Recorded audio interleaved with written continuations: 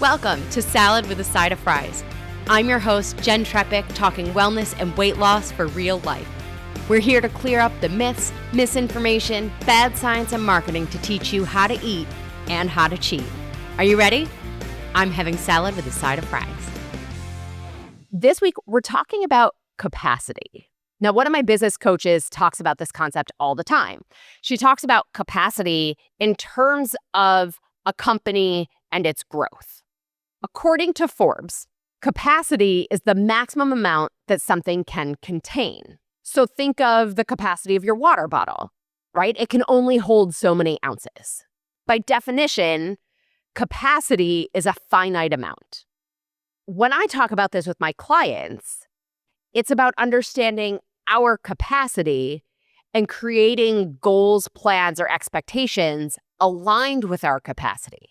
Because what usually happens is we create the goals, plans, and expectations aligned with our capabilities. So capabilities, again, according to Forbes, is the ability or potential to do something. Key to capability is that the skills can be learned or developed. So go with me on this one. When it comes to health and habits, or frankly, anything we want to do, we write the goal or create the expectations for ourselves based on our capabilities. You are 1,000% capable of doing absolutely anything you want to do. Because even if you don't in this moment know how to do it, remember, fundamental to capability is that you can learn the thing. So what we overlook is our capacity. Each of us only has a finite amount of hours in the day, or so much additional support, or so much bandwidth or energy.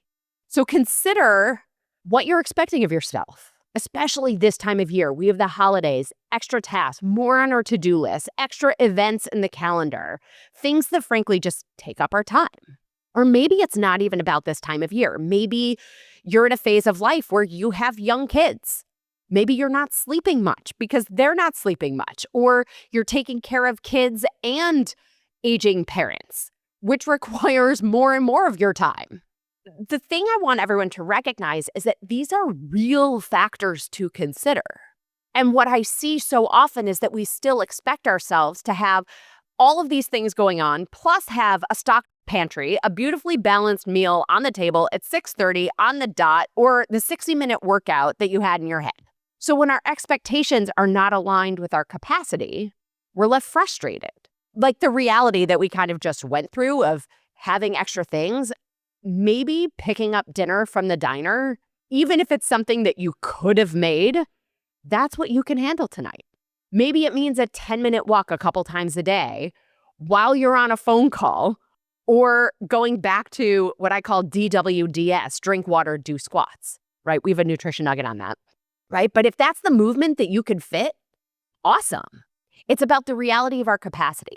Because remember, it's not that you're not capable of doing more or not capable of making dinner. It's your capacity in the moment that doesn't allow for it. It's simply our reality. Now, think about this too when it comes to comparison. We see people on social media or celebrities, especially when we look at a lot of the biohackers, a lot of the tech bros, right? Their capacity is very different than yours, maybe because they have resources for a chef or other things. Fine. Let's just align our expectations with our capacity versus expecting theirs to be ours, right? So there's one more piece to this as we think about capacity and capability. And that's, we already talked about that we can increase our capabilities. Right? We can learn new things. We can work with a coach who helps us. We can also increase our capacity. While it's finite in the moment, it's not fixed forever. So what does it look like to increase our capacity? Or at times decrease our capacity, right? Because it can move in both directions. So certainly at times, right, maybe you don't have kids, then you do, right? There's a decrease in that capacity potentially. But this time of year, we have holiday parties and holiday shopping and travel. And, like the example we gave, this may be a time of contracting capacity. There are also times of increasing or expanding capacity. So how do we increase our capacity? It might be a different phase of life. It might be increasing our energetic capacity, potentially recognizing that 10 squats is what we can do. The 10-minute walk that we did do, simply recognizing everything we are doing actually increases our energetic capacity instead of feeling frustrated.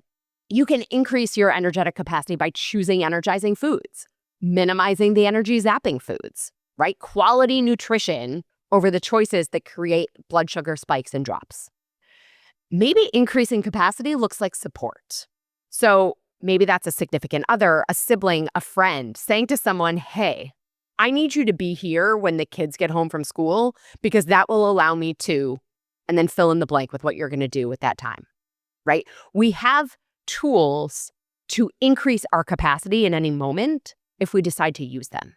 But fundamentally, it's about managing our expectations to meet our current capacity and just recognizing that that is where we are. So I hope this is resonating. I think it's an important conversation, perfect for this time of year, to remind ourselves about our capacity, to set our goals and plans and expectations in line with that as it is in this moment. So Ben, our featured expert of the week, thoughts? Anything you want to share? I think the biggest thing is with capacity to make sure that you were mentioning, hey, having someone, for example, be there when your kids come home from school. Getting rid of things. People don't think about how much you can cut out and almost consider, if you're willing to spend the extra, 15 minutes to do it, doing like an audit of your schedule. And like, what stuff is nonsense? Because there's many times where you realize you look back and you're thinking, I spent 90 minutes scrolling.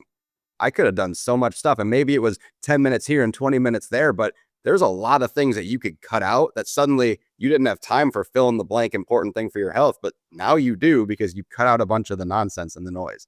That to me is the biggest thing. And when people tell me, oh, I don't have time, that's always the first thing I have them do is, okay, let's see what time you truly don't have. And there's usually 20 minutes in there where you can sneak in some sort of activity or meal prep or something easy. Yes.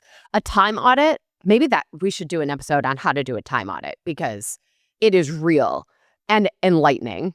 I love that. Thank you. Yeah. Scary enlightening, right. But also very important. I feel like, I honestly think everyone should do it once a year at least. For sure. And maybe every day you have a different schedule, but you have roughly the same idea. And going from the moment you wake up to the moment you go to bed instead of just during the day when you're at work or you're at school or wherever, that also is very telling. Yeah, 1,000%. And I think it's also worth repeating, you are 1,000,000% capable. The limiting factor is our capacity. Yep. Awesome. So boost that capacity and you'll be very happy with what happens next. For sure. Well, as always, everybody, I'm your host, Jen Trepeck. Connect with me on Instagram or all social media. I'm at Jen Trepeck, JENNTREPECK. Website is asaladwithasideofries.com. Pick your platform, send a message. Hearing from you is the highlight of my day. I love hearing your takeaways, your ideas, your questions. This is also the easiest way to learn more about working with me as your health coach. Ben Seal, thank you again for joining us. Thank you for having me. This has been a blast. Absolutely. And friends, if you are not already, join us in the Happy Healthy Hub. You'll go to asaladwithasideofries.com/membership. This shows your support for this podcast, this community, and your health. On top of this week's episode and full video with behind-the-scenes content, your 24/7 Ask Me Anything, you'll get this week's recipe for the easy beef chili. Well, friends, that's it for today's episode of Salad with a Side of Fries. Congratulations for making yourself and your health a priority. Thanks so much for joining us. Be sure to click subscribe or follow on your favorite podcast platform. Share us with a friend, and we'll be back next week. Always remember, you deserve it, and you are worth it. Happy healthy.